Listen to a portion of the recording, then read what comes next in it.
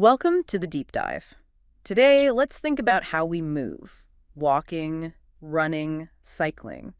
So much of it is just, well, straight ahead. It really is.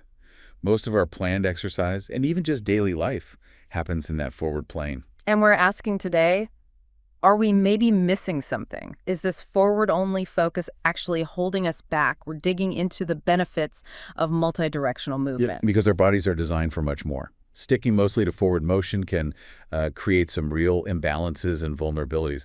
It might be time to rethink if you're primarily a forward mover.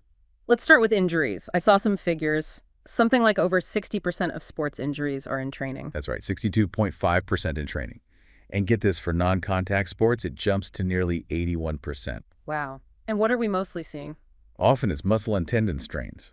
It boils down to that repetitive loading, the same movement pattern, again and again. Microtrauma, right. Little bits of damage adding up. Exactly. Tiny stresses along the same line of pull. If you vary the direction, you distribute that load much more effectively. Okay, so let's talk about knees. How does moving sideways or backwards actually help knee health? Seems counterintuitive almost. Well, it's fascinating, actually. Multi-directional movement helps circulate the synovial fluid inside the joint. That's like the joint's oil, right? For lubrication and nutrients. Precisely. It helps deliver nutrients to the cartilage. Plus, moving laterally or backward shifts the stress. You're not constantly loading the exact same spots you hammer during, say, running or cycling. So it gives parts of the knee a break, but also nourishes it. You also mentioned something about joint position sense. Proprioception. Basically, your brain's awareness of where your knee is without looking.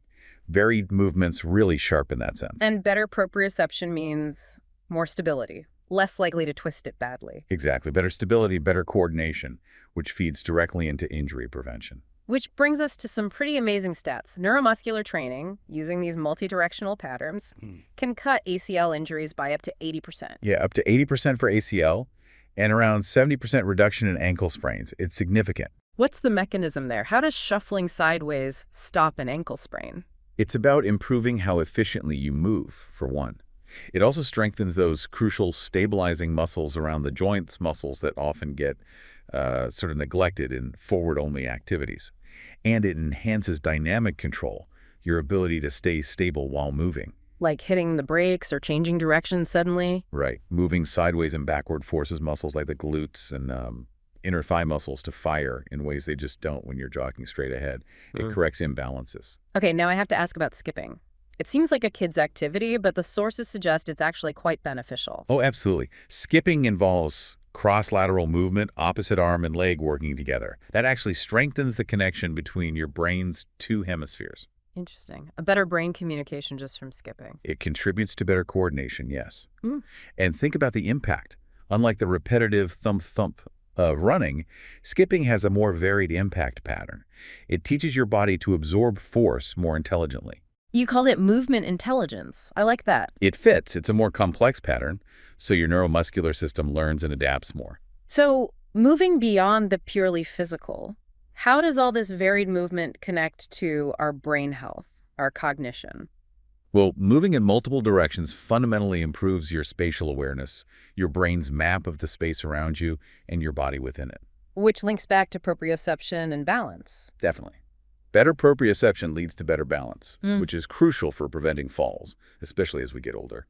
And learning any new movement pattern really creates new neural pathways. It keeps the brain adaptive. So bringing it back to the practical, for someone who mostly runs or cycles, how can they easily add this in? It sounds like a lot. It doesn't have to be. Seriously, just adding 5 or 10 minutes of things like lateral shuffles, karaoke steps, the grapevine step, or even just walking backward, maybe 2 or 3 times a week. That's it, 5–10 minutes. Yeah. Studies suggest that you can reduce knee pain by 30–40%. It works because you're strengthening key stabilizers, like the VMO muscle in the thigh and the gluteus medius in the hip. Those are often weak spots for runners, right? Very common weak spots. And skipping, maybe just 2 or 3 minutes in your warm-up. It wakes up those proprioceptors and gets your control systems online before you start the main activity. Okay, that sounds manageable. What about diagonal or spiral movements? Our sources mentioned those too. Right, those are great for connecting the upper and lower body. Think of throwing motions or chopping wood type movements.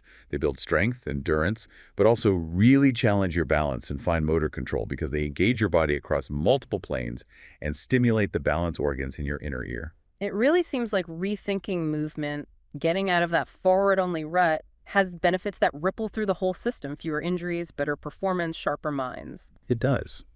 Our bodies are built to move in 3 dimensions. It makes sense that our training and movement habits should reflect that a bit more. You might actually discover some surprising things about how your body can move. It's a compelling case against just moving forward all the time. So for everyone listening, think about your main forward-focused activity. What would happen if you wove in just a few minutes of sideways, backward, or even diagonal movement each week? How might your body feel? And maybe what new connections might your brain make? Definitely some food for thought.